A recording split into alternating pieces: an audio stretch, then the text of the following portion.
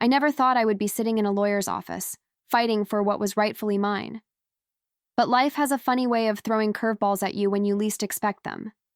My name is Elena, and this is the story of how my stepmother tried to steal everything my father left me, and how I fought back with the truth. Let me take you back to where it all began. I grew up in a small town in Ohio, the kind of place where everyone knows your name and your business. The streets were lined with maple trees that turned brilliant shades of orange and red every autumn, and the neighbors waved at each other from their porches every evening.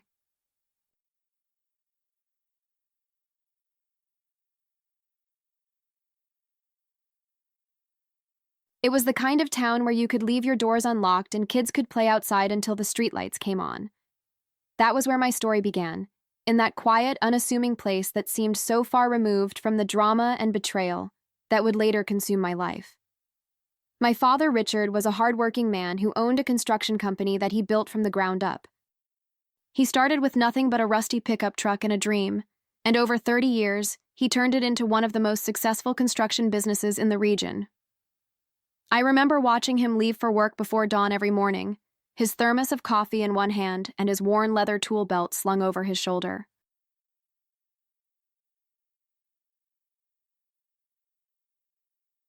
He would kiss my forehead and whisper that he loved me, and then he would disappear into the darkness, off to build houses and schools and hospitals for the people of our community. My mother, Catherine, passed away when I was just 7 years old. Cancer took her slowly, painfully, and I watched my father crumble under the weight of grief. I remember the day she died like it was yesterday. The hospital room smelled of antiseptic and flowers, and my mother's hand was so thin and fragile in mine. She looked at me with those beautiful green eyes, the same eyes I see every time I look in the mirror, and she told me to be brave. She told me to take care of my father. She told me that she would always be with me no matter what. And then she was gone. For years after that, it was just the two of us against the world. My father and I became inseparable. He would come home exhausted from work, his hands calloused and rough, sawdust still clinging to his flannel shirts, but he always made time for me.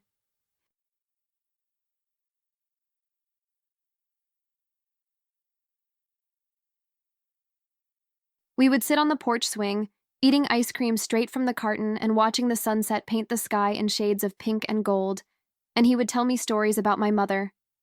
He told me about how she laughed, a sound like wind chimes on a summer breeze. He told me about how she danced in the kitchen while making breakfast, twirling around with a spatula as her microphone.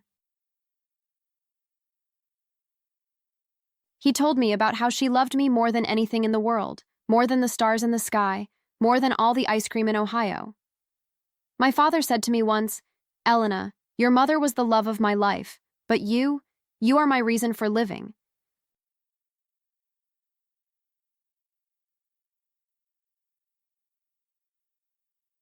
Every morning I wake up and I see her face in yours, and I know that as long as you are here, a part of her will always be with me.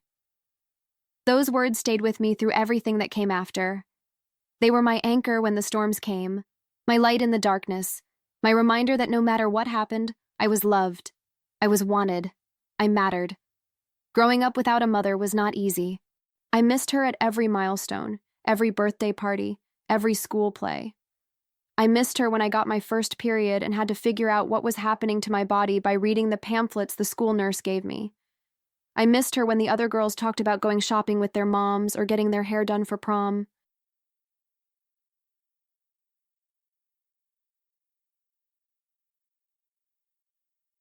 I missed her every single day, in 1,000 tiny ways that added up to an ache so deep it felt like a physical wound.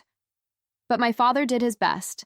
He learned how to braid my hair, watching YouTube tutorials late at night after I had gone to bed. He learned how to cook my mother's recipes, burning more than a few casseroles along the way.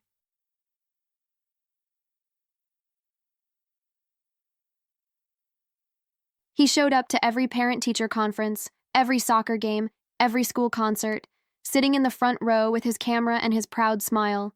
He was not perfect, but he was there, and that was enough. When I was 15, everything changed. My father met Vanessa at a business mixer downtown. She was a real estate agent, charming and sophisticated, with perfectly manicured nails and a smile that never quite reached her eyes. She wore designer clothes and drove a sleek black sedan that seemed out of place in our small town. She was everything my mother had not been: polished, ambitious, calculating. At first, I tried to like her. I really did. I wanted my father to be happy, to find love again after so many years of loneliness. I could see the way his face lit up when she walked into a room, the way he laughed more easily when she was around. After years of watching him work himself to the bone, shouldering the burden of raising me alone, I wanted him to have someone to share his life with. But something about Vanessa always felt off to me. There was a coldness behind her warm facade, a calculation in her every move. She would say things that seemed innocent on the surface but cut deep underneath, little comments that left me feeling small and inadequate. She would look at old photos of my mother and say, "Oh, she was pretty," in a simple kind of way. I suppose that was the style back then. Or she would watch me eat dinner and comment, "You have quite an appetite, do you not? Your father mentioned your mother struggled with her weight too. You might want to be careful about that." Or she would see my report card and raise an eyebrow. A B in chemistry? I always excelled in the sciences myself. Perhaps you take after your mother in that regard as well. Every comment was designed to undermine me, to make me feel like I was somehow less than her, less than my mother, less than I should be.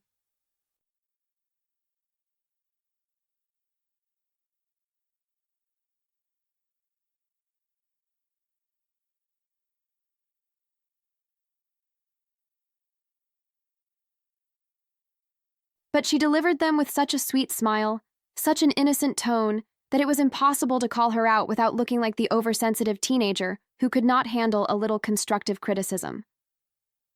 My father never noticed. He was so happy, so relieved to have found someone who seemed to love him, that he was blind to the subtle cruelties his new girlfriend inflicted on his daughter. Or maybe he did notice, somewhere deep down, but he convinced himself it was just an adjustment period, that Vanessa and I would eventually learn to get along. My father said to me after one particularly tense dinner, "Give her a chance, sweetheart. She is trying. I know this is an adjustment for all of us, but I really think she could be good for our family. She could be good for you, Elena. You need a woman in your life, someone to guide you through these teenage years." I said, "I know, Dad. I am trying too. I just wish she would stop comparing me to Mom. It feels like she is always measuring me against some standard I can never meet." He pulled me into a hug, his strong arms wrapping around me like a shield against the world. He said, "Your mother would be so proud of the young woman you are becoming. Do not ever let anyone make you feel like you are not enough. You are more than enough, Elena. You always have been." But despite his reassurances, the distance between Vanessa and me only grew. She and my father got married the summer before my senior year, in a lavish ceremony that felt more like a real estate closing than a wedding. I stood beside my father as his best man, watching him slip a ring onto the finger of a woman I did not trust, smiling for the photographer while my heart broke into 1,000 pieces.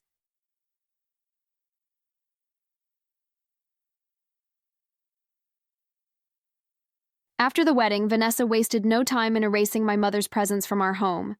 She redecorated everything, painting over the warm yellow walls my mother had chosen with cold, modern grays and whites.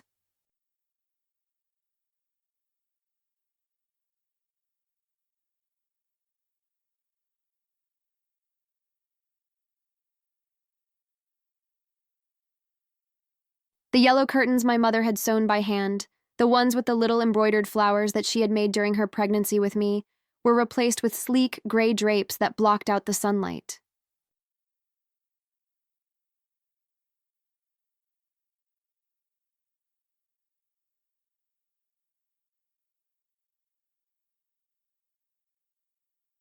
The family photos on the mantel, the ones showing my parents on their wedding day and me as a baby in my mother's arms, were slowly pushed to the back, making room for Vanessa's decorative vases and abstract art that cost more than my father made in a month. I tried to protest, to salvage what I could of my mother's memory, but Vanessa had an answer for everything. She said, "This house is so dated, Richard. It needs a refresh. You do not want potential business partners to think you are stuck in the past, do you?" Or, "Those curtains are falling apart. It is not sanitary to keep holding on to old fabric like that. I will donate them to Goodwill. Someone else can make use of them." Or, "There are so many photos cluttering up the mantel. It looks like a shrine. We need to make room for new memories, new traditions. We are a new family now, are we not?" And my father, who had spent years carefully preserving every trace of my mother, every reminder of the life they had built together, simply nodded and let Vanessa have her way. Maybe he was tired of fighting. Maybe he was so desperate for this new relationship to work that he was willing to sacrifice anything, even the memory of the woman he had once loved more than life itself. Or maybe Vanessa had already started working her influence on him, planting seeds of doubt and insecurity that would eventually blossom into complete control. I threw myself into my studies, using school as an escape from the increasingly hostile environment at home. I joined every club, signed up for every advanced class, stayed late at the library studying until they kicked me out at closing time. Anything to avoid being in that house, watching Vanessa slowly take over my father's life, watching the man I loved disappear piece by piece. I graduated at the top of my class and got a full scholarship to study law at a prestigious university 3 states away. When the acceptance letter came, I cried tears of joy and relief. This was my ticket out, my chance to build a life of my own, far from Vanessa's toxic influence. My father was so proud, his eyes glistening with tears as he hugged me goodbye on the morning I left for college. We stood in the driveway, the same driveway where he had taught me to ride a bike, where he had photographed me before every school dance, where we had shared 1,000 small moments that made up the fabric of our life together. He said, "Your mother would be so proud of you, Elena. I can almost feel her here watching you drive off into your future.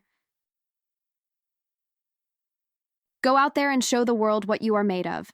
Make something of yourself. And never forget where you came from." I said, "I will, Dad. I promise. I am going to work so hard. I am going to make you proud. And when I become a lawyer, I am going to take care of you. I am going to give you the retirement you deserve." He laughed, that warm, rumbling laugh that I loved so much. He said, "You just worry about your studies. I can take care of myself. I have been doing it for a long time, you know." I hugged him one more time, memorizing the feel of his arms around me, the smell of sawdust and coffee that always clung to his clothes. I said, "I love you, Dad, more than anything."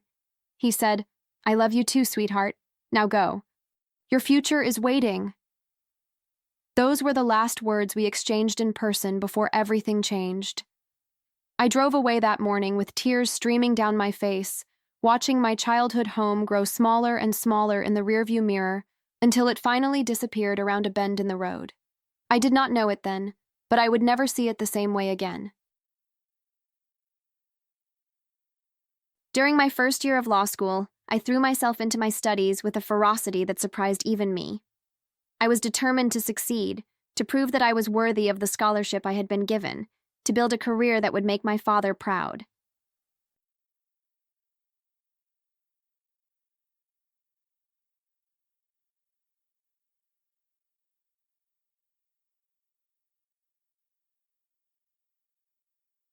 I spent countless hours in the library, surrounded by thick textbooks and legal journals, learning about constitutional law and contracts and criminal procedure.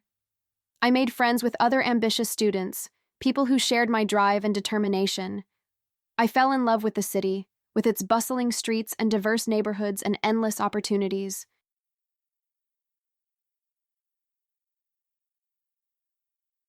For the first time in years, I felt like I was exactly where I was supposed to be. I called home every Sunday, eager to hear my father's voice, to share my successes and struggles with the one person who had always believed in me. At first, our conversations were warm and lively.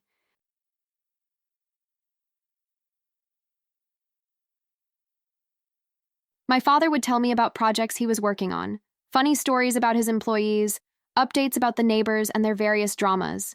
He sounded happy, content, like a man who was finally enjoying the fruits of his labor. But slowly, almost imperceptibly, things began to change. My father started forgetting things, small things at first. He would ask me the same question twice in a single conversation, or forget the name of a movie we had watched together 100 times. I told myself it was just stress, just the normal forgetfulness that comes with age. He was in his early 60s, after all. A little memory loss was to be expected.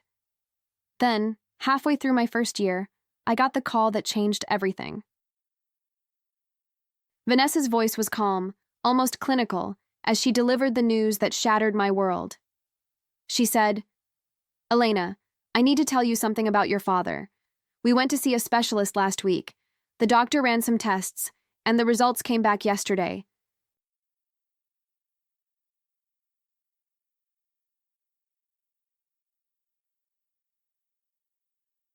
Your father has been diagnosed with early-onset Alzheimer's disease." I remember dropping the phone, watching it clatter to the floor of my dorm room like it was happening in slow motion. I remember the way the world seemed to tilt on its axis, the way everything I thought I knew about my future suddenly became uncertain.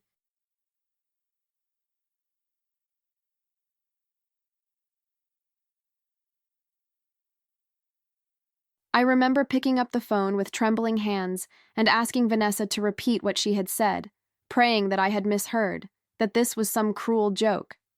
But it was not a joke. It was not a mistake.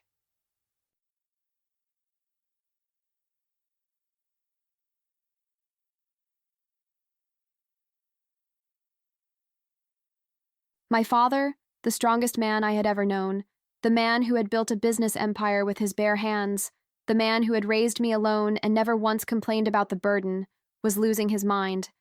The news hit me like a freight train. I wanted to drop everything and come home, to be by my father's side, to take care of him the way he had taken care of me my whole life.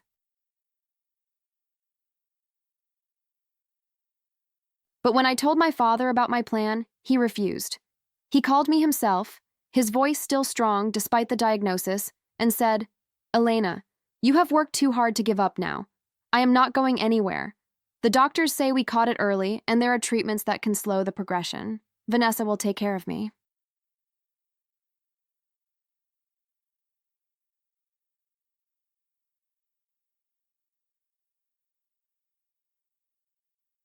"You need to stay in school and finish what you started."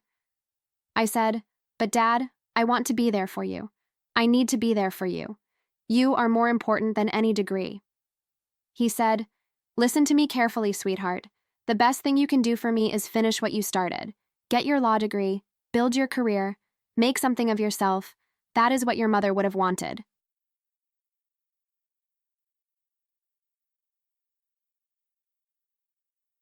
That is what I want.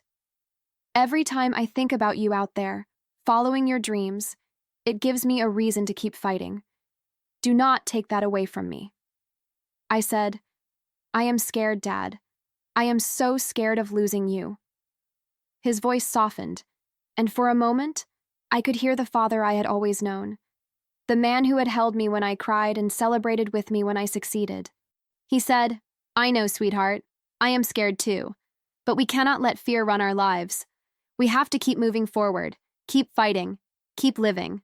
That is what your mother taught us, remember? She fought until the very end, and she never gave up hope. We owe it to her to do the same." So I stayed. Against every instinct in my body, I stayed in school and continued my studies. But my focus was shattered. I would sit in lectures, staring at the professor without hearing a word, my mind 1,000 miles away in that house in Ohio, where my father was slowly slipping away from me. I would lie awake at night, imagining all the moments we were missing, all the conversations we would never have, all the memories that were being stolen from us by this cruel disease. I buried myself in textbooks and case studies, trying to drown out the guilt that gnawed at me every single day. I called home every week, sometimes more often, desperate to hear my father's voice, to reassure myself that he was still there, still fighting. But the conversations grew shorter and more confusing as my father's condition worsened. Sometimes he would forget who I was, calling me by my mother's name or asking who was on the phone. Sometimes he would get frustrated and angry, raging against the confusion that clouded his mind. And sometimes he would just cry, unable to articulate the fear and frustration trapped inside his deteriorating brain. And I would cry with him, separated by 1,000 miles, but united in our grief. Vanessa was always there in the background during those calls, her voice sickeningly sweet as she assured me that everything was under control. She would take the phone from my father when he got too confused, filling me in on his medications and doctor's appointments with the efficiency of a nurse reporting to a supervisor. She would say, "Do not worry, Elena. I am taking good care of your father. The caregivers I hired are top-notch, the best in the region. You just focus on your studies and let me handle things here. There is nothing you can do that is not already being done." But something in her tone made my skin crawl. It was too controlled, too rehearsed, like she was reading from a script she had memorized. There was no warmth, no genuine concern, just a performance designed to make me believe that she was the devoted wife, when really I was starting to suspect she was something far more sinister. During my 3rd year of law school, I finally came home for winter break.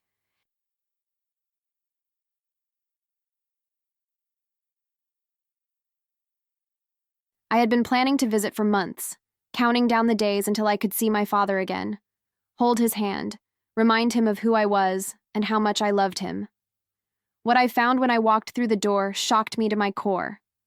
The house looked different, colder somehow, stripped of all the warmth and personality that had once made it a home.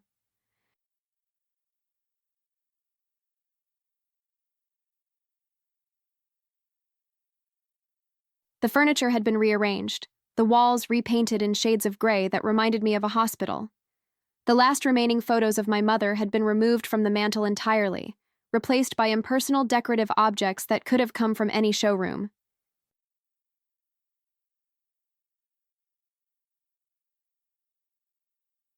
And my father, once a robust man who could carry lumber on his shoulders without breaking a sweat, who had stood tall and proud at my graduation just a few years ago, had withered away to a shadow of his former self. He sat in a wheelchair by the window, wrapped in a blanket despite the heat blasting from the vents, staring blankly at the snow falling outside.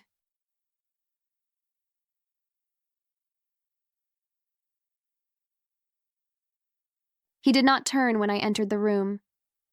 He did not seem to know I was there at all. I crossed the room slowly, my heart pounding in my chest, my eyes filling with tears that I could not hold back. I knelt beside him and reached for his hand, that hand that had once seemed so strong and capable, now thin and fragile, the skin paper thin over prominent bones. I said, "Dad, it is me, Elena. I am home. I came all the way from school to see you. I have missed you so much." He turned slowly, his eyes cloudy and distant, unfocused. For a long moment there was nothing, no recognition, no spark of the father I had known my whole life. Just emptiness, a void where a person used to be. Then, something flickered across his face. A memory maybe, or just a reaction to the sound of my voice. He squinted at me, studying my features like he was trying to solve a puzzle. He said, "Catherine, is that you? You came back? I knew you would come back." My heart shattered into a million pieces. He thought I was my mother. He thought the woman he had buried almost 20 years ago had somehow returned to him. I said, "No, Dad, it is not Catherine. It is Elena, your daughter. Remember? I went away to law school, but I came back to visit you. I am here, Dad. I am right here." He reached out with a trembling hand and touched my cheek, his fingers cold and dry against my skin. He traced the contours of my face, the shape of my nose, the curve of my lips, like a blind man trying to read in Braille. He said, "Elena, my little girl, you look just like your mother. You have her eyes, her smile. Sometimes I look at you and I think she is standing right in front of me." I grabbed his hand and held it tight, tears streaming down my face, not caring who saw or heard. I pressed his palm against my cheek and closed my eyes, trying to memorize the feeling of his touch, knowing that soon, maybe sooner than I wanted to admit, he might not remember me at all. I said, "I love you, Dad. I love you so much. I am so sorry I have been away. I am so sorry I was not here." He smiled, a ghost of his old smile, and patted my hand. He said, "You are here now. That is what matters." We sat like that for a long time, holding hands in silence, watching the snow fall outside the window.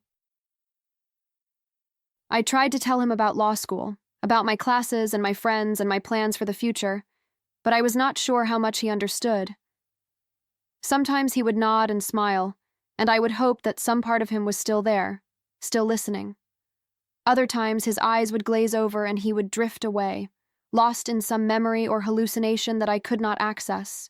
Vanessa appeared in the doorway after about an hour, her arms crossed over her chest, her expression unreadable.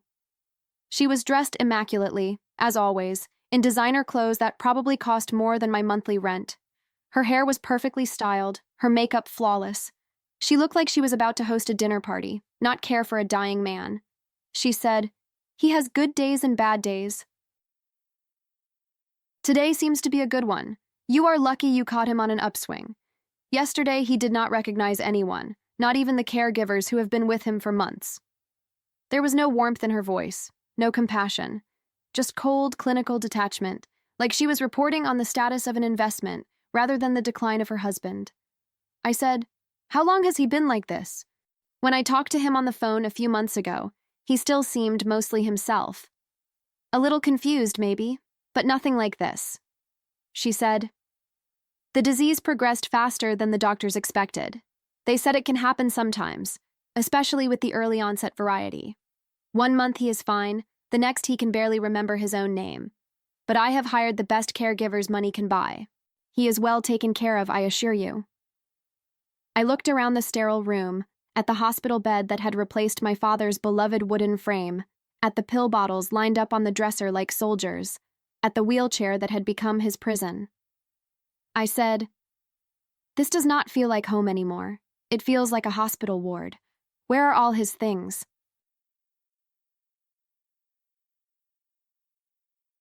Where are the books he used to read, the photos of his construction projects, the awards he won? This room has been stripped of everything that made it his. Vanessa's expression did not change, but something flickered in her eyes, something cold and calculating. She said, "The doctors recommended removing anything that might cause confusion or distress. Too many objects can overwhelm someone with Alzheimer's, apparently. They suggested keeping the environment simple, minimal, easy to navigate. I was just following medical advice." Something about her answer did not sit right with me. It felt rehearsed, like she had been practicing for this exact conversation.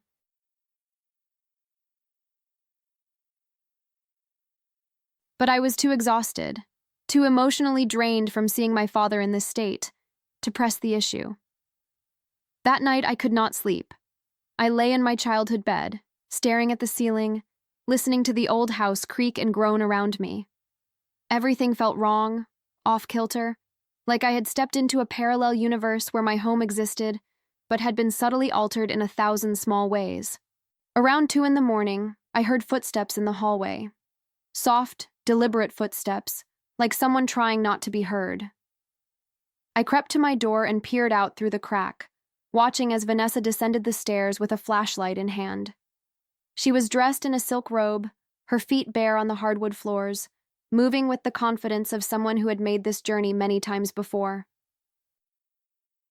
Curiosity got the better of me. I waited until she was out of sight, counting to 60 before slipping out of my room and following as quietly as I could. The stairs creaked under my weight, and I froze each time, holding my breath, waiting to see if she had heard. But the house remained silent, and I continued my pursuit. Vanessa went into the basement, a place I had not been in years. When I was a child, my father had used it as a workshop, filling it with power tools and lumber and the smell of sawdust. It was where he had built my dollhouse, my treehouse, the bookshelf that still stood in my bedroom. But after my mother died, he rarely went down there anymore. Too many memories, he said. Too much pain. I pressed my ear against the basement door and heard the distinct sound of a safe being opened, the heavy click of tumblers falling into place, the creak of a metal door swinging wide. My heart raced. What was she hiding down there? What secrets was she keeping in my father's basement in the dead of night while he slept upstairs unaware? I did not confront her that night. I was too scared, too unsure of what I was dealing with. Instead, I filed the information away, a puzzle piece that I knew would eventually fit into a larger picture. I went back to bed and lay awake until dawn, my mind racing with questions and suspicions. I returned to law school after winter break, but I could not shake the feeling that something was terribly wrong. The image of Vanessa creeping down to the basement haunted me, mixing with my fears about my father's deteriorating condition until I could barely focus on my studies. I started doing research, digging into Vanessa's past with the same intensity I brought to my legal cases. What I found was disturbing. Vanessa had been married twice before my father.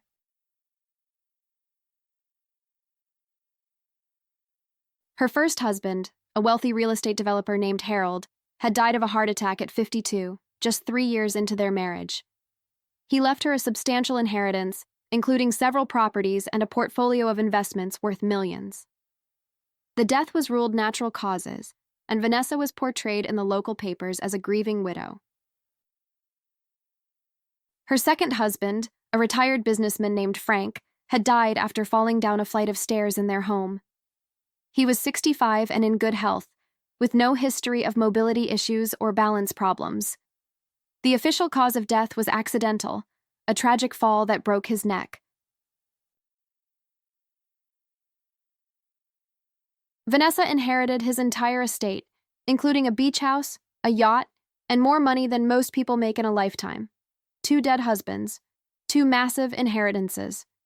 And now she was married to my father, a successful businessman with a construction empire and a daughter who had been conveniently shipped off to law school 3 states away. I shared my findings with my best friend and study partner, Marcus. We had met during our first year of law school and had been inseparable ever since. He was brilliant, compassionate, and fiercely loyal, the kind of friend who would help you bury a body and then lecture you about the legal consequences afterward.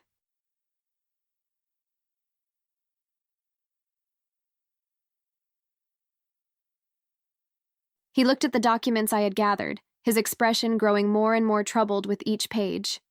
He said, "Elena, this is serious. 2 dead husbands, both left her everything? That is not bad luck.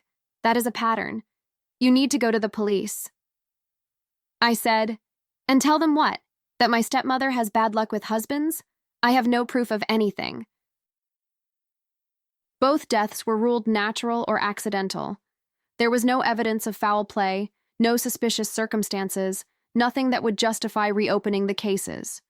If I go to the police with this, they will think I am a paranoid stepdaughter who cannot accept that her father moved on. He said, "Then find proof. You are going to be a lawyer, for crying out loud. You have been trained to investigate, to find evidence, to build cases. Use those skills, investigate her, find out what she is hiding, and if there is something there, we will figure out how to bring her down." He was right. I needed evidence, something concrete that would expose Vanessa for who she really was.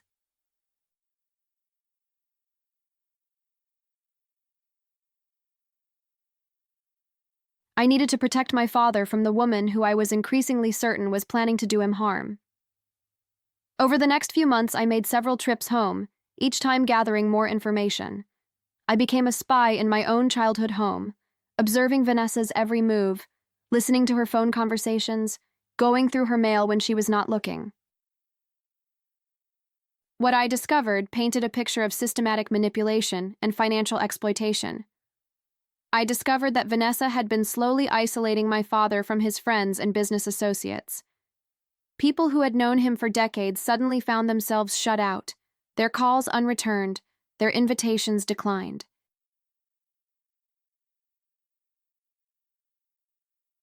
When I asked my father's longtime partner about it, he told me that Vanessa had convinced my father to sell his share of the company, claiming the stress of running a business was accelerating his cognitive decline. My father had signed over everything, giving Vanessa control of the proceeds.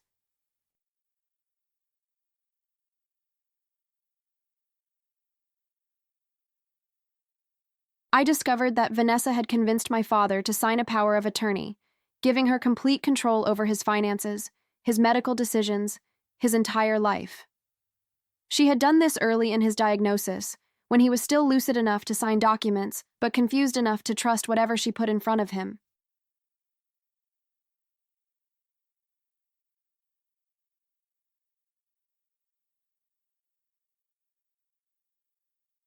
I discovered that she had changed the locks on the house, installed security cameras that tracked my father's every movement, and fired the longtime housekeeper who had been with our family for over 20 years. Mrs. Patterson, a kind woman who had known me since I was a baby, had been replaced by strangers, people who answered only to Vanessa.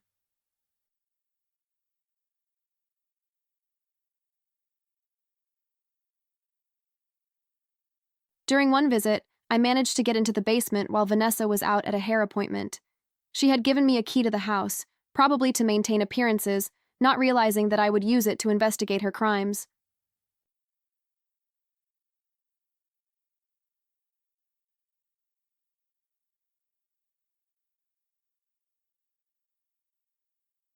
I had memorized the code to the security system from watching her enter it on a previous visit, and I disabled the cameras by claiming there was a power surge that reset the system. The basement was cold and musty, filled with boxes of old records and forgotten furniture. The safe was hidden behind a stack of old boxes, exactly where I had heard her open it on that first night. It was a heavy, professional-grade safe, the kind banks use for their most important documents. It took me nearly an hour to figure out the combination. I tried birthdays, anniversaries, addresses, anything I could think of that might hold significance for Vanessa. Finally, in desperation, I tried the date of her first husband's death. The safe clicked open. What I found inside made my blood run cold. There were documents, dozens of them, organized into neat folders with color-coded labels. Bank statements showing large withdrawals from my father's accounts, hundreds of thousands of dollars transferred to accounts in Vanessa's name.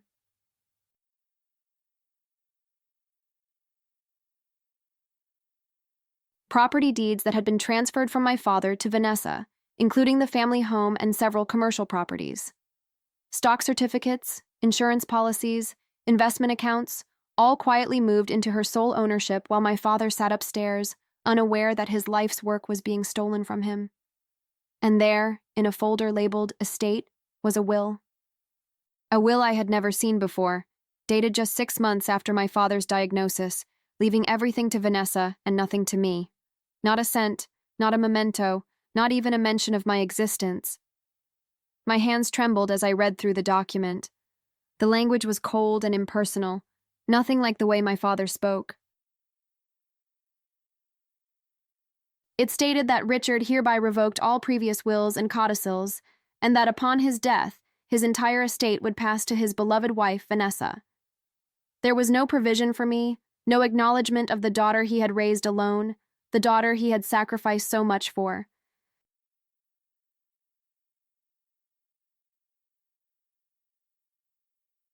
The signature at the bottom was my father's, but it was shaky, barely legible, the signature of a man whose hands no longer obeyed his commands. He had signed this document when he was already deep in the grip of Alzheimer's, when he could barely remember his own name, let alone understand the legal implications of what he was signing. I took photos of everything, my heart pounding so hard I thought it would burst out of my chest. I photographed every document, every statement, every deed, creating a record of Vanessa's crimes that she could not destroy. Then I carefully put everything back exactly as I had found it, closed the safe, and left the basement. I knew I needed to act fast, but I also knew I needed to be smart. Vanessa was cunning, and she had covered her tracks well. If I accused her without solid proof, without a clear legal strategy, she would find a way to discredit me. She would paint me as a bitter stepdaughter, jealous of my father's new wife, trying to steal an inheritance I did not deserve.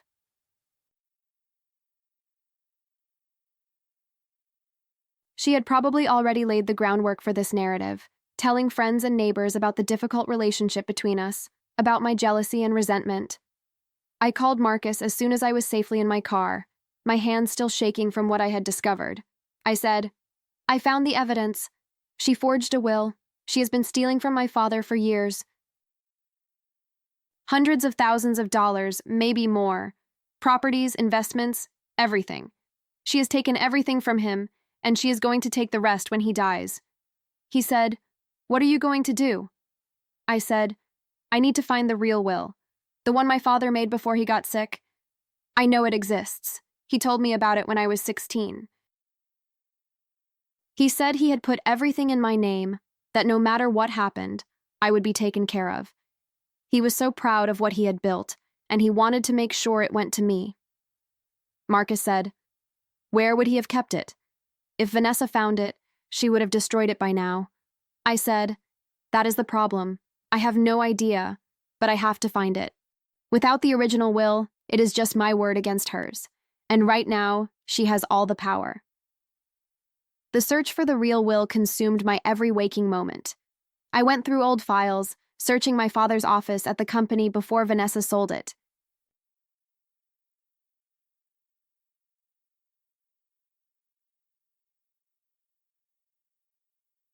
I contacted his former lawyer, a kindly old man named Harold who had retired to Florida, but he said he did not have a copy and could not remember the specifics of what my father had requested. I searched every corner of the house that I could access without raising Vanessa's suspicions, looking for hidden compartments, secret drawers, anywhere my father might have stashed important documents. But nothing turned up. It was like the will had vanished into thin air, erased along with my father's memories. Then one day I got a call from an unexpected source. It was Mrs. Patterson, the housekeeper Vanessa had fired. Her number came up as unknown on my phone, and when I answered, her voice was barely above a whisper.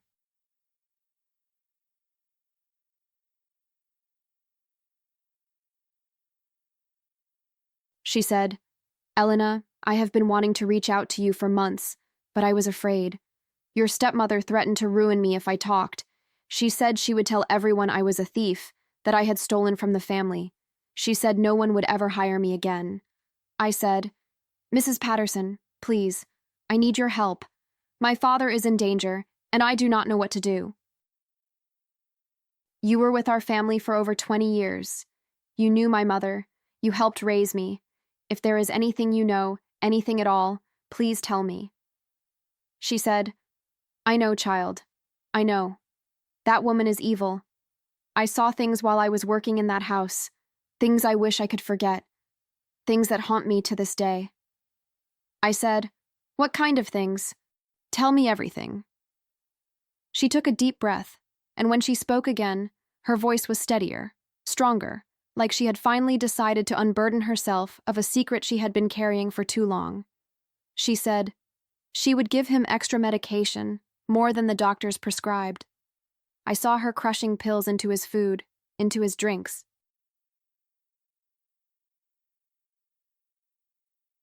When I asked about it, she said it was to help him sleep, to keep him calm. But I saw the bottles, Elena. They were not sleeping pills. They were drugs that made him confused, docile, easy to control. I felt sick to my stomach. Vanessa had been drugging my father, accelerating his decline, making him pliable enough to sign whatever documents she put in front of him. She continued, and she would whisper things in his ear when she thought no one was listening. Terrible things. She told him that you did not love him, that you had abandoned him for your fancy law school. She said you were ashamed of him, that you only came around when you wanted money. She poisoned his mind against you, Elena.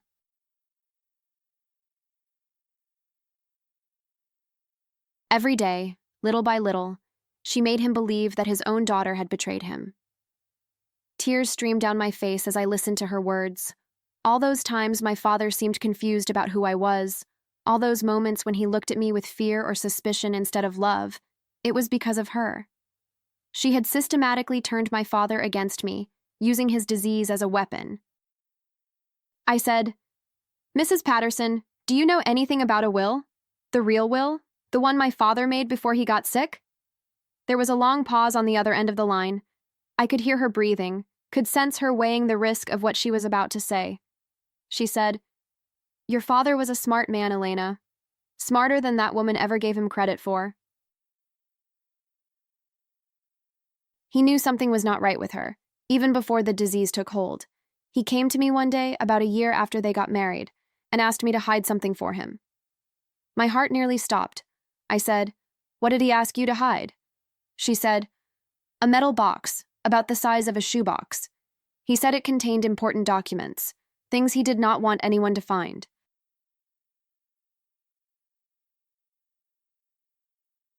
He said he did not trust the banks, did not trust the lawyers, did not even trust the safe in his own basement. He made me swear on my life that I would keep it hidden, and that if anything ever happened to him, I would give it to you and only you. I said, "Mrs.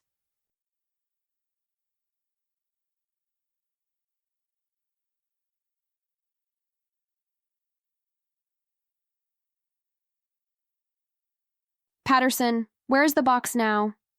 She said, "It is at my house, in the back of my closet, behind a false panel I had my grandson install. I have kept it safe all these years, waiting for the right time. I was afraid of what Vanessa would do if she found out I had it, but I think the right time has finally come." I drove to Mrs. Patterson's house that very night, breaking every speed limit on the way. She lived in a modest cottage on the outskirts of town, surrounded by overgrown rose bushes and wind chimes that sang in the breeze. The paint was peeling and the roof needed work, but there were flowers in the window boxes and a welcome mat on the front step.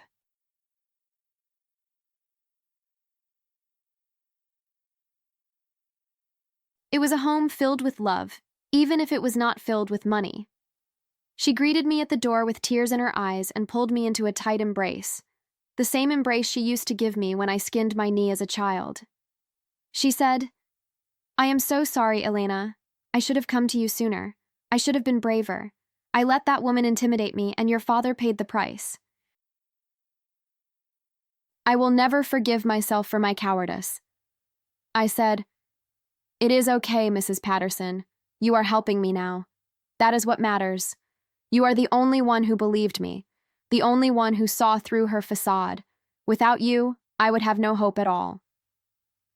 She led me inside and retrieved a dusty metal box from the back of her closet, exactly where she had described it. The box was dented and scratched, clearly old, clearly something my father had had for many years. I recognized it immediately. It was the same box he had kept his military medals in, the ones he had earned during his brief service before I was born. My hands trembled as I opened it.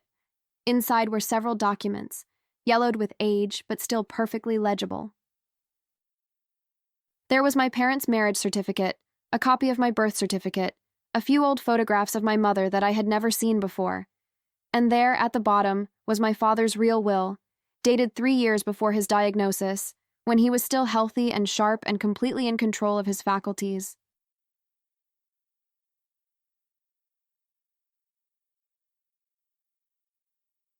The will clearly stated that upon his death, his entire estate, including the construction company, the family home, and all financial assets, would go to me, his only biological child. Vanessa was entitled to a modest monthly allowance and the right to live in the guest house for up to 5 years, nothing more. The language was specific, detailed, clearly drafted by a professional who had anticipated the possibility of a contest.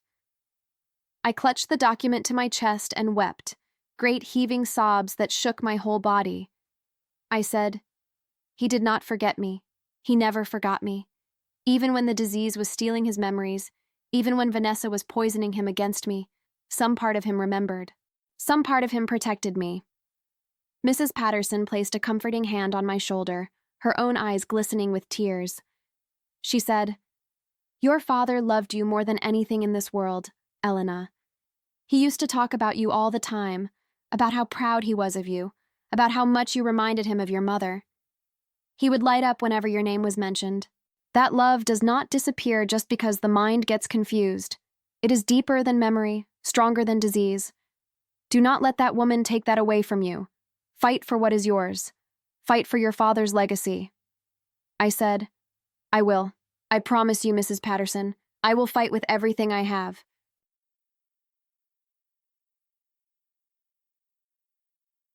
And I will win. Armed with the real will and the evidence I had gathered from the basement, I hired a lawyer. Not just any lawyer, but a shark named Victoria Chen who specialized in estate litigation and elder abuse cases. She had a reputation for never losing, for tearing apart fraudsters and manipulators with the precision of a surgeon. Her office was filled with framed newspaper articles about cases she had won, families she had saved, criminals she had put behind bars. Victoria reviewed all the documents I had collected, spreading them across her desk like pieces of a puzzle. She listened carefully as I told her my story, taking notes on a yellow legal pad, occasionally asking questions to clarify points. When I finished, she leaned back in her chair and studied me with sharp, intelligent eyes. She said, "This is going to be a tough fight, Elena. I will not lie to you about that. Vanessa has been building her case for years.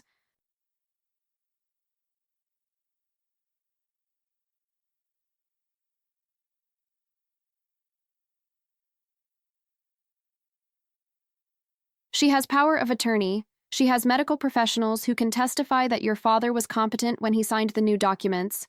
She has financial advisors who will swear that all the transactions were legitimate. And she has the advantage of time. By the time we get to court, your father may no longer be able to testify on his own behalf." I felt my heart sink.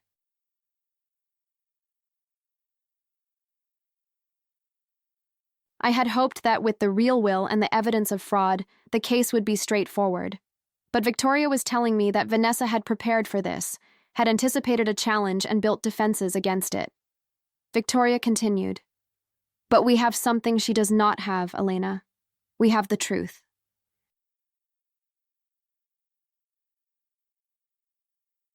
We have documented evidence of financial exploitation, of medication tampering, of psychological manipulation. We have a witness who will testify to what she saw. And we have a will that predates the questionable one, a will that was clearly drafted when your father was in full possession of his faculties.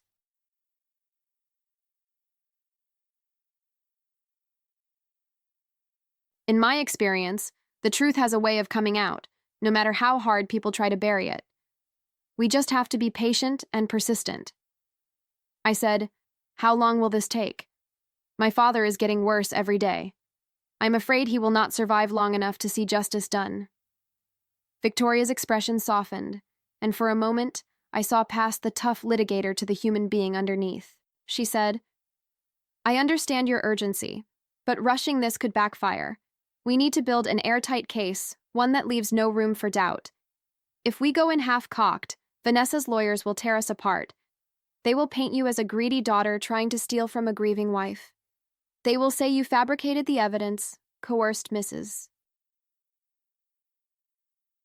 Patterson into lying, manipulated the situation for your own benefit. We cannot give them any ammunition." I said, "So what do we do?" She said, "We prepare. We gather more evidence. We line up our witnesses. We build a timeline of Vanessa's manipulation and financial exploitation. And when we are ready, we strike. Hard and fast, before she knows what hit her." The legal battle that followed was the most grueling experience of my life. It took nearly a year to get a court date, a year of endless preparation, of depositions and motions and legal maneuvering. Vanessa hired her own team of high-powered lawyers, expensive attorneys from a prestigious firm in Columbus, who attacked my character at every turn. They painted me as a negligent daughter who had abandoned her dying father to pursue her own ambitions. They pointed to my years away at law school, my limited visits home, my failure to notice my father's decline sooner. They claimed I was motivated by greed, by jealousy, by resentment of my stepmother. They said I was trying to steal from a woman who had sacrificed everything to care for her husband, a devoted wife who had put her own career on hold to nurse a man through the worst disease imaginable. But I did not back down. I could not back down. This was not just about money or property, though those were significant.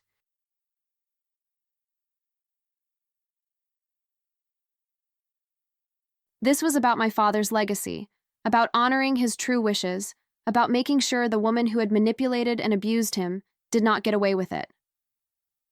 Every time I felt like giving up, every time the pressure seemed too much to bear, I would think about my father sitting in that wheelchair, staring out the window at nothing, and I would find the strength to continue.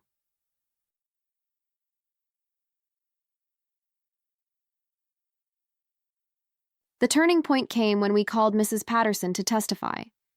She walked into the courtroom with her head held high, dressed in her Sunday best, her white hair neatly combed and her hands clasped in front of her. She was 73 years old and had never testified in court before, but you would not have known it from her demeanor. She was calm, composed, absolutely unshakable. She took the stand and recounted everything she had witnessed during her years working in our home. She described the pill crushing, the whispered manipulations, the systematic isolation of my father from everyone who loved him. She described finding my father crying alone in his room because Vanessa had told him I was dead.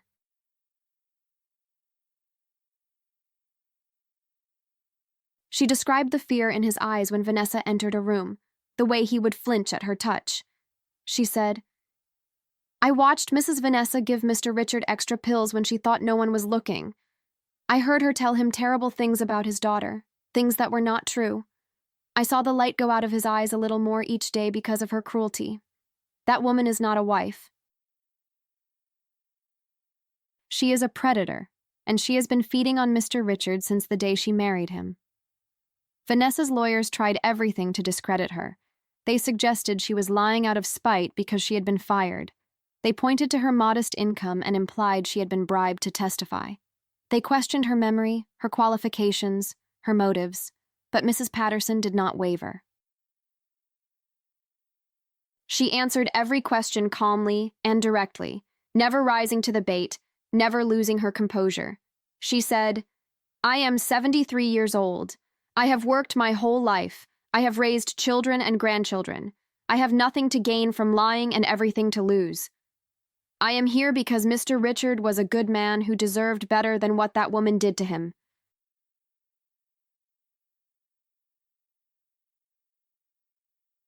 I am here because his daughter deserves to know the truth.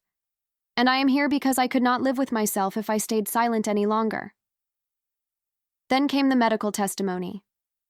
Victoria had tracked down the neurologist who had first diagnosed my father, a respected physician who had been practicing for over 30 years. His testimony was damning.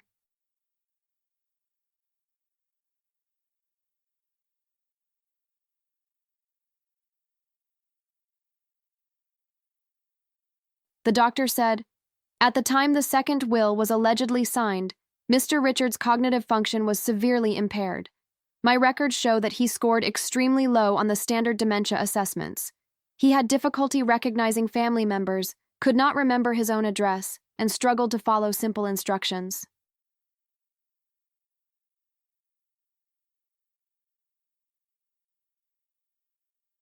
In my professional opinion, he would not have been capable of understanding the legal implications of a complex document like a will, let alone signing it with informed consent.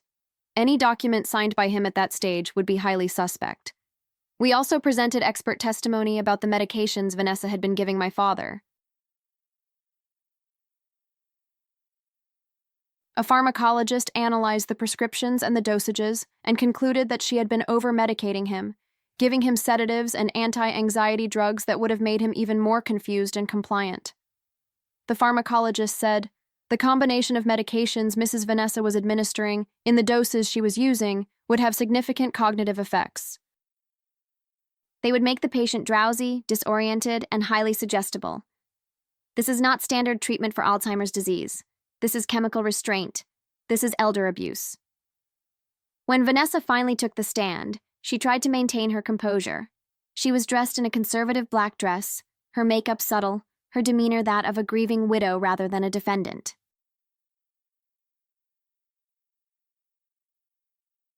She answered Victoria's initial questions with practiced calm, painting herself as a devoted wife who had sacrificed everything to care for a sick husband.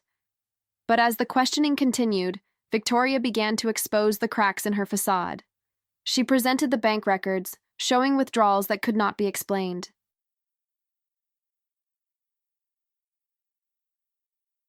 She presented the property transfers, documenting how assets had been systematically moved from my father's name to Vanessa's. She presented the timeline of manipulation, showing how my father had been isolated from friends and family, how his own daughter had been turned into a stranger. Victoria said, Mrs.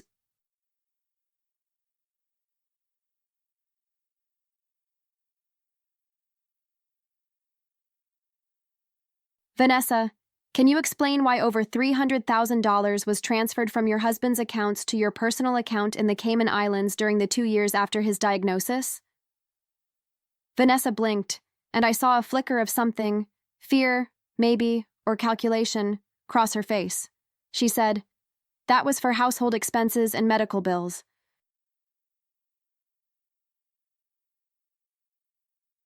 Caring for someone with Alzheimer's is very expensive.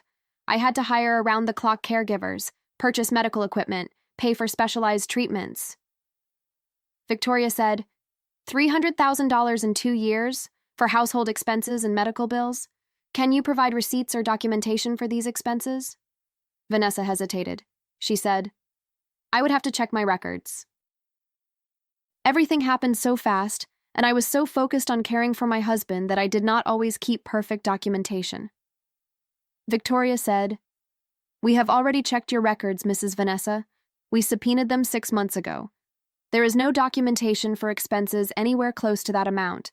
No receipts, no invoices, no bills, just wire transfers to an offshore account in your name alone.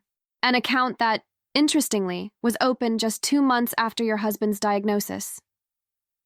The courtroom fell silent. I watched as Vanessa's perfectly composed mask slipped, revealing the calculating person underneath. Her eyes darted around the room, looking for an escape that did not exist.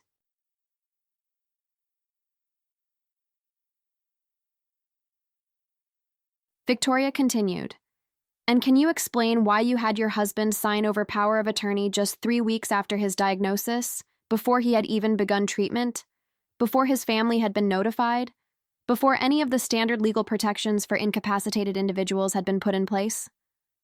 Vanessa's voice was smaller now, less confident. She said, He asked me to. He was scared, and he wanted to make sure everything was in order. He trusted me to take care of things. Victoria said, He trusted you. And how did you repay that trust, Mrs. Vanessa? By systematically stripping him of his assets? By isolating him from his daughter?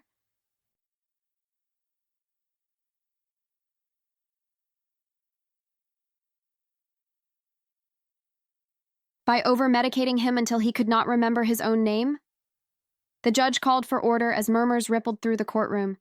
Vanessa's lawyers objected, but the damage was done.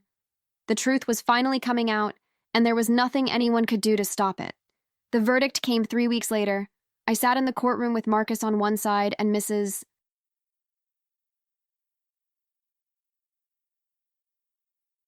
Patterson on the other, holding their hands as the judge read his decision.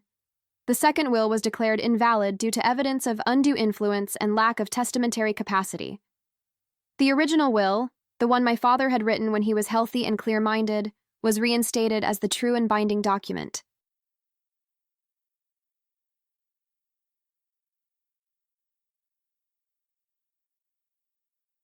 All property transfers that had occurred after my father's diagnosis were reversed. The power of attorney was revoked and transferred to me. But that was not all. The judge also found substantial evidence of financial exploitation and elder abuse and referred the case to the district attorney for criminal investigation.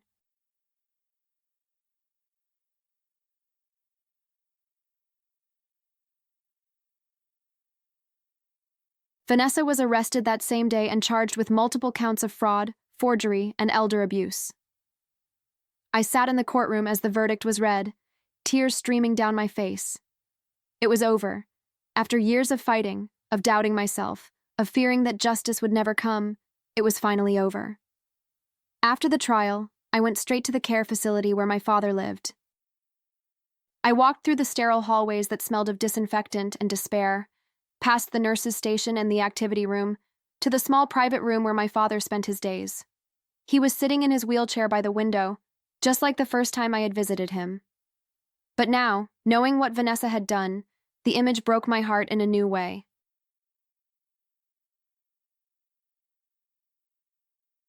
She had put him here, had shuffled him off to this facility so she could loot his estate without interference. I sat beside him and took his hand. He was sleeping, his chest rising and falling with each shallow breath. He looked so small, so fragile, nothing like the strong man who had carried me on his shoulders when I was a child. I said, "I did it, Dad. I got justice for you. Vanessa is going to prison, and everything she stole is coming back to us. She is never going to hurt you again. I promise you that." He did not respond. He probably did not even hear me. But somehow, I felt like he knew. Somewhere deep in the recesses of his fading mind, in a place the disease had not yet touched, I felt like he understood that his little girl had fought for him, and won. I leaned down and kissed his forehead, the way he used to kiss mine when he tucked me in at night. I said, "I love you, Dad. I always have, and I always will. And I am going to take care of you now. I am going to bring you home." Over the next year, I made significant changes in my life. I moved back to Ohio and took over the management of my father's construction company, working with the employees who had known him for decades to restore the business to its former glory. It was not easy, stepping into shoes that seemed impossibly large to fill.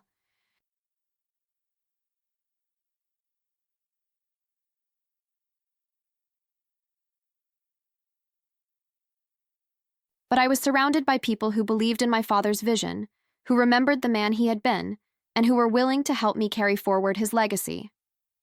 I also moved my father back home. I renovated the house, removing all traces of Vanessa's cold, sterile redesign and restoring the warmth and personality that had characterized my childhood home. I hired a team of caregivers, people who treated my father with dignity and respect, who played his favorite music and read him stories and made sure he was comfortable and loved. On good days, he would recognize me. He would look up when I entered the room and his face would light up with that old, familiar smile. He would say, "Elena, my little girl. You came to visit your old man." And I would hold his hand and talk to him for hours, telling him about my day, about the company, about the small victories and struggles that made up my life. I was never sure how much he understood, but it did not matter. What mattered was being together, being present, making the most of whatever time we had left. Those lucid moments became fewer and further between as time went on. The disease continued its relentless march, stealing more of him each day. But I treasured each moment of recognition, each flash of the father I had known, holding them close to my heart like precious gems. Marcus came to visit me one weekend, driving all the way from the city where we had gone to law school together. We sat on the porch swing, eating ice cream and watching the sunset, just like my father and I used to do when I was a child. He said, "You have changed, Elena. You seem different, more at peace, more grounded." I said, "I am at peace. For the first time in a long time, I feel like I am exactly where I am supposed to be." I spent so many years running away from this place, trying to build a life somewhere else. But this is my home. This is where I belong. He said, "What are you going to do now? With the company, with your career, with everything?" I said, "I am going to keep fighting, not in a courtroom, not for money or property, but for people." There are so many others out there like my father, vulnerable people who are being exploited by people they trust. I want to help them. I want to make sure what happened to my family does not happen to anyone else. Marcus smiled. He said, "That sounds like a worthy cause. It sounds like exactly what you were meant to do." I said, "It is. It is the most worthy cause I can think of." I eventually finished my law degree and passed the bar exam. But instead of pursuing a lucrative career in corporate law or joining a prestigious firm, I started a nonprofit organization dedicated to protecting the elderly from financial exploitation and abuse. We provided legal services to victims who could not afford lawyers. We educated families about the warning signs of elder abuse. We worked with lawmakers to strengthen protection laws. We trained healthcare workers and social services professionals to recognize and report abuse. It was hard work, often thankless work.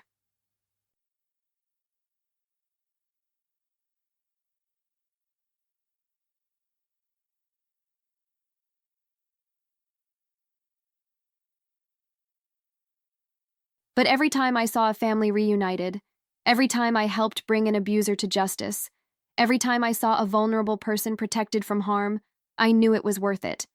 Every case reminded me of my father, of the battle we had fought together, of the justice we had won. My father passed away on a quiet Tuesday morning in spring, almost 2 years after the verdict. He went peacefully in his sleep, surrounded by people who loved him, in the home he had built with his own hands. I was holding his hand when he took his last breath, whispering the same words he used to say to me when I was a child. I said, "You are loved, Dad. You are so loved, and you can rest now. Mom is waiting for you." The funeral was beautiful. Hundreds of people came to pay their respects, friends and colleagues and former employees who remembered my father as the generous, hardworking man he had been before the disease took hold. They told stories about his kindness, his generosity, his unwavering integrity. Mrs. Patterson was there, dabbing at her eyes with a lace handkerchief. Marcus stood beside me, a steady presence in the storm of grief. After the service, I found myself standing alone at my father's grave, the fresh earth still soft beneath my feet. The cemetery was quiet except for the birds singing in the trees, the same trees that had witnessed generations of grief and healing. I said, "I hope I made you proud, Dad. I hope wherever you are, you know that I never stopped fighting for you. I never stopped loving you, and I never will." A gentle breeze rustled the leaves overhead, carrying with it the scent of spring flowers and fresh grass. For a moment, I could almost hear my father's voice, warm and kind, saying the words he used to say to me when I was scared or uncertain. "You are stronger than you know, Elena. You can do anything you set your mind to." I wiped my tears and took a deep breath. There was still so much work to be done, so many people who needed help. But for the first time in a long time, I was ready. I was ready to face whatever challenges lay ahead, armed with the strength and courage my father had instilled in me. As I walked away from the cemetery, I felt a sense of peace settle over me. My father's legacy would live on, not just in the company he had built or the house he had created, but in the lives I would touch through my work, in the families I would protect, in the justice I would seek for those who could not fight for themselves. Vanessa's criminal trial concluded a few months later. She was found guilty on all counts and sentenced to 12 years in prison. I did not attend the sentencing hearing. I did not need to see her face again. Justice had been served, and dwelling on her fate would not bring me any additional closure. The best revenge, my father used to say, is living well. What did bring me closure was the work. The endless, exhausting, incredibly rewarding work of helping others. Every case I took reminded me of my father, of the lessons he had taught me, of the values he had lived by. One day, a young woman named Sophie came to my office. She was barely 22, fresh out of college, with dark circles under her eyes from sleepless nights and a folder of documents clutched in her trembling hands. Her grandmother, she said, was in a situation eerily similar to what my father had gone through. A new husband who had appeared out of nowhere, a revised will that cut out the family, strange withdrawals from bank accounts that could not be explained. Sophie said, "I do not know what to do. Everyone thinks I'm crazy. My own parents say I am being paranoid."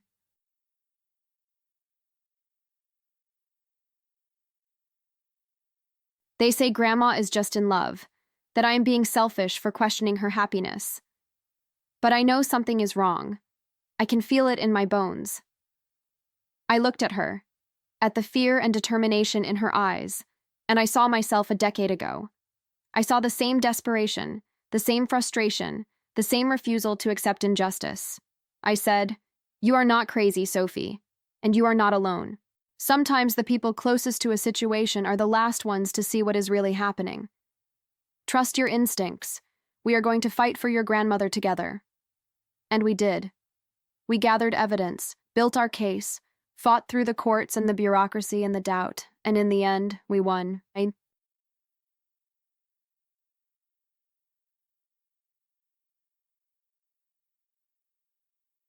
Sophie's grandmother was freed from her abusive husband, her assets restored, her dignity intact. After the case was resolved, Sophie came to my office to thank me. She was crying, but they were tears of joy and relief. She said, "You saved my grandmother's life. I do not know how to repay you." I said, "You do not need to repay me, but if you really want to do something, pay it forward. When you see someone in trouble, someone who cannot fight for themselves, step up. Be their voice. Be their advocate. That is how we change the world, one person at a time." She said, "I will. I promise. I am going to apply to law school next year. I want to do what you do."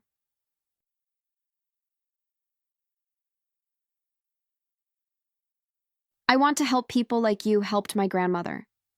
As she left my office, I thought about my father, about all the ways he had shaped me into the person I had become. He had taught me that strength is not about muscles or money or power. It is about standing up for what is right, even when it is hard. It is about loving fiercely and fighting relentlessly. It is about never, ever giving up. I looked at the photo on my desk, the one of my father and me at my high school graduation. We were both smiling, his arm around my shoulders, pride radiating from every line of his face. I said, "Thank you, Dad, for everything." The years that followed brought both joy and challenge. The nonprofit grew from a small local operation to a national organization with offices in 12 states. I hired a team of dedicated lawyers, social workers, and advocates who shared my passion for protecting the vulnerable. We helped thousands of families, recovered millions in stolen assets, put dozens of predators behind bars. I also found love, unexpectedly and wonderfully. His name was David, a pediatric surgeon I met at a charity gala. He was kind and patient and understood the demands of my work. He loved me not in spite of my intensity, but because of it. David said to me one night, as we sat on the porch of my father's house watching the stars, "You are the most passionate person I have ever met. You throw yourself completely into everything you do." It is terrifying and inspiring in equal measure. I said, "Is that a compliment?" He said, "It is the highest compliment I can give." We got married in the backyard of my father's house, under the oak tree where I used to play as a child. It was a small ceremony, just close friends and family. Mrs. Patterson was there, beaming with joy. Marcus stood as my man of honor, tears streaming down his face as I said my vows. As David and I danced our first dance as husband and wife, I looked up at the stars and thought about my mother and father. I liked to imagine them together somewhere, dancing to the same music, watching over me with love and pride. I said, "I wish they could have met you." David said, "I think they know." Somehow, I think they know. 2 years later, I gave birth to our daughter. We named her Catherine, after my mother. She had my father's eyes, warm and intelligent, and her grandmother's laugh, bright and infectious. I held her in my arms the day she was born, marveling at the miracle of her existence, at the way the past and future seemed to merge in her tiny face. I said, "Welcome to the world, little one. You come from a long line of fighters. Your great-grandmother danced in the kitchen every morning. Your grandfather built an empire with his own 2 hands.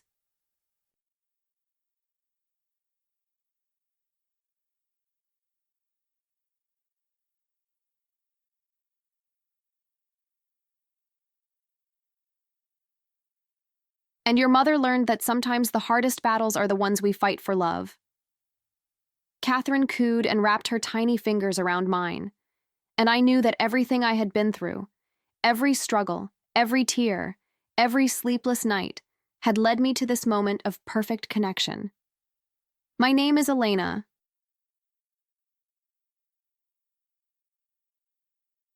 My stepmother tried to cut me out of my father's will and steal everything he worked his whole life to build. But I showed the lawyer the real will, the one that proved my father's love, and I took back what was rightfully mine. Not just the money, not just the property, but my father's legacy, my family's honor, and my own sense of self-worth. And no one can ever take that away from me. The construction company my father built still stands today, stronger than ever. The family home where I grew up is filled with laughter and love once again, the walls echoing with the sound of my daughter's footsteps, the same footsteps that once belonged to me when I was a child running through these halls. And in my office, right next to the two wills, there is a new document.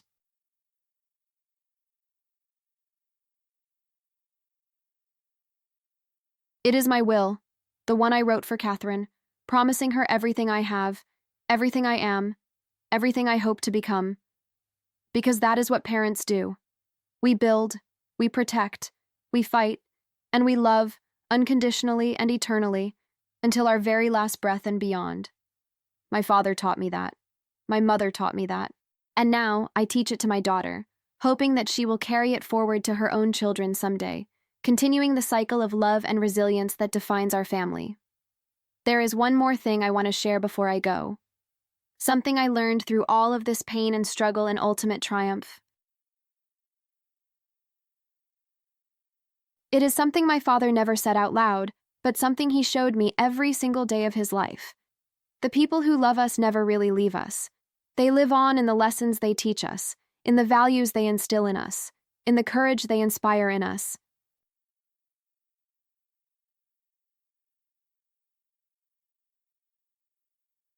My mother has been gone for over 30 years now, but I still feel her presence every time I dance in the kitchen while making breakfast for my daughter, just like she used to do.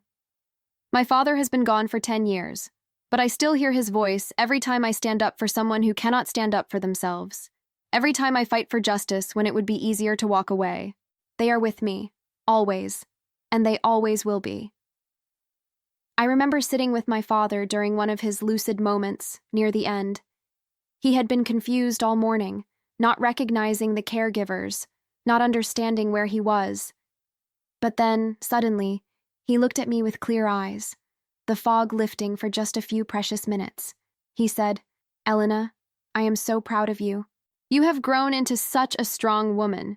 Your mother would be amazed at what you have accomplished." I said, "I learned from the best, Dad. Everything I am, everything I have achieved, it is because of you." He smiled, that old familiar smile that I had loved my whole life. He said, "No, sweetheart, it is because of you. I just gave you the foundation. You built the house." Those were almost the last coherent words he ever spoke to me. A few days later, the fog returned, and it never lifted again. But I carry those words with me every day, a final gift from my father, a reminder that the strength I needed was inside me all along. So to anyone out there who is going through something similar, if someone you love is being exploited or abused, if you feel powerless against forces that seem too big to fight, please know that you are not alone. There is help available. There are people who will believe you, who will fight alongside you, who will not stop until justice is served. My father used to say that the measure of a person is not how they act when everything is going well, but how they act when everything falls apart. When my world fell apart, I chose to fight. I chose to stand up for what was right, even when it was hard, even when I was scared, even when I was not sure I could win. And in the end, that choice made all the difference. The road was long and painful. There were moments when I wanted to give up, when the obstacles seemed insurmountable, when Vanessa's lawyers made me feel like I was the villain in my own story. There were nights when I cried myself to sleep, convinced that justice was just a fairy tale that had no place in the real world. But I kept going. I kept fighting.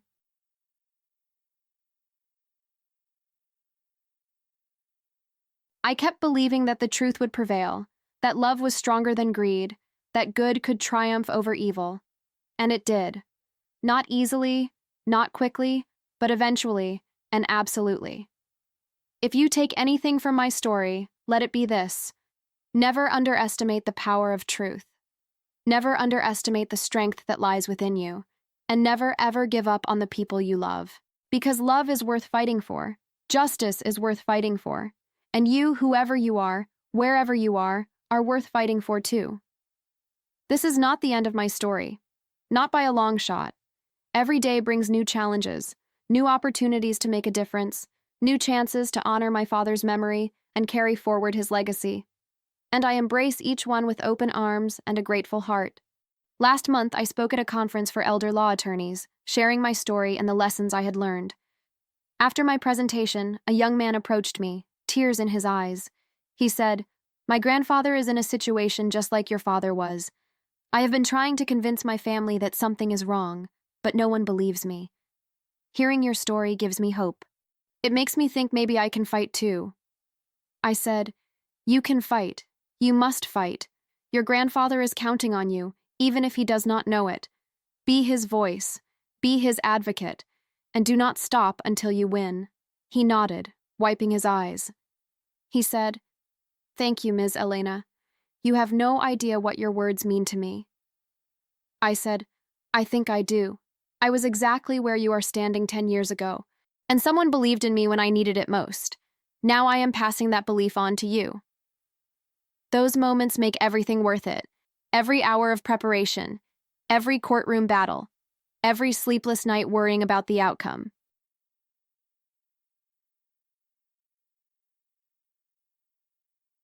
Knowing that my story can inspire others to fight, that my father's legacy can help save other families from the same pain we experienced, that is the greatest gift I could ever receive. My daughter Catherine is 7 years old now, the same age I was when I lost my mother. She knows about her grandparents, about the grandmother she never met, and the grandfather who passed away before she could form lasting memories. I tell her stories about them, about my mother's dancing and my father's strength, about the love that defined our family through generations. She said to me recently, "Mommy, when I grow up, I want to fight for people like you do. I want to help the people who cannot help themselves." I pulled her close and kissed the top of her head, breathing in the sweet scent of her shampoo. I said, "That is the most beautiful thing you could ever say to me, and I know you will. You come from a long line of fighters, remember? It is in your blood." She looked up at me with those warm, intelligent eyes, my father's eyes, and smiled.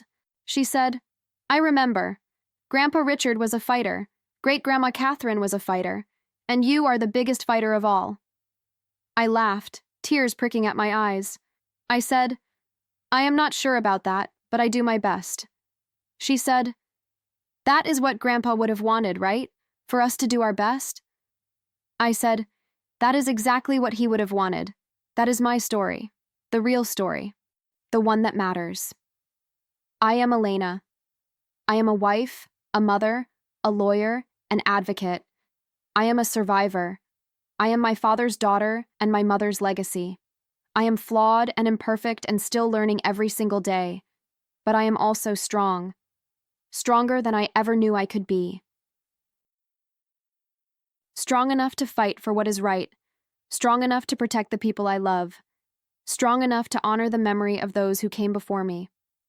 And that strength is not something I was born with.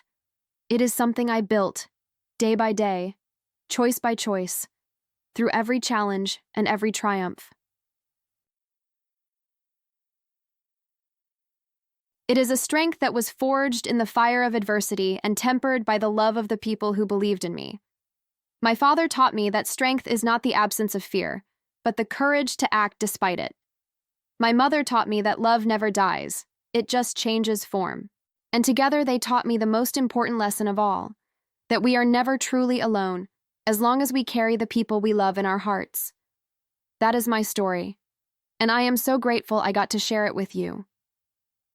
Now go out there and fight for the people you love, because I promise you they are worth it, and so are you.